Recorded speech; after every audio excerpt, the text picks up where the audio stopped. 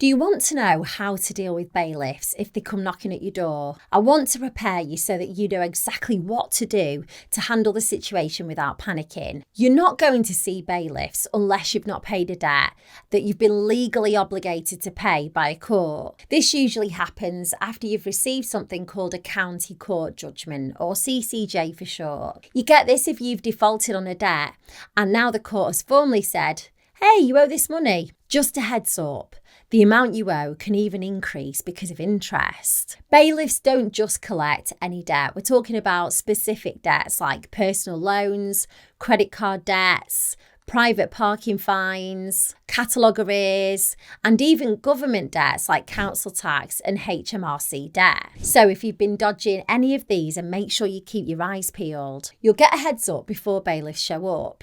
You should receive a notice of enforcement letter. This letter is basically telling you, will come in unless you pay up. You have 7 days from receiving this notice before they can actually show up at your place. If you can afford to pay in full or at least put down an initial lump sum, make sure that you call the enforcement agents. The contact details will be right there on the notice of enforcement.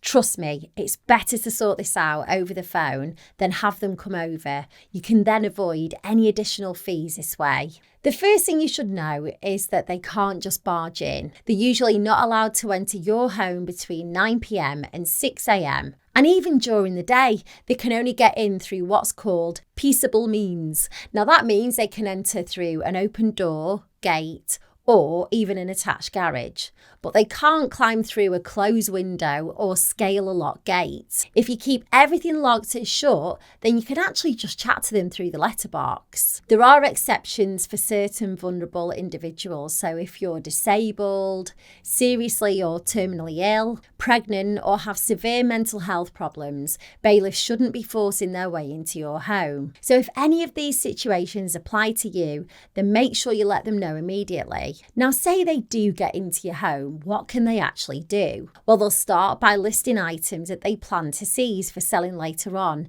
and they can go into any room to do this. While they're allowed to return later to collect these items, they can only take stuff that covers a debt and associated costs and nothing more. Bailiffs can't help themselves to whatever they want. They can't take belongings of others in your home or essential items for living. So think of things like medical equipment, your kids' stuff, or even your phone. They also can't take your work equipment if it's worth less than 1,350 quid or a vehicle that's essential for your job. So there are limits. They'll start talking about payment options while also scanning assets to seize. Because of all this, it's generally not a good idea to let them in at all. What about your car?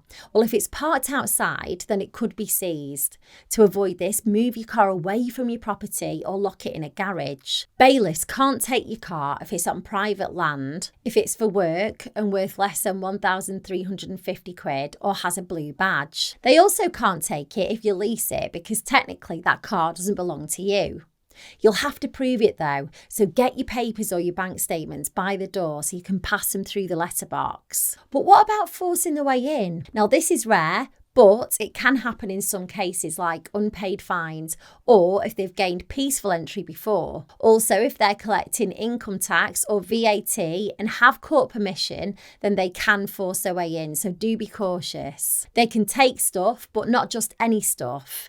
They can't take what you need for basic living, like kitchen appliances, beds, or work-related items. They'll usually look for things that they can sell easily, like electronics, jewellery, and vehicles, but like I said earlier, move your car to a friend's place, park it in a locked garage, or hide it somewhere safe. If you're not home, most bailiffs can't enter unless they're collecting tax arrears or criminal fines. And if there are only minors or vulnerable people like pregnant women or those with mental health issues, they're not supposed to enter, like I said before. Bailiffs can't go smashing your windows or breaking your door down to get in. There are very limited circumstances when they can force entry, and even then, it's a lengthy legal process to get those permissions. Make sure they prove who they are. They should have a warrant of possession and a proof of the debt. Most of the time, you'll see this information on a device because, let's face it, we're in that digital age. But even if you've successfully kept the bailiffs at bay,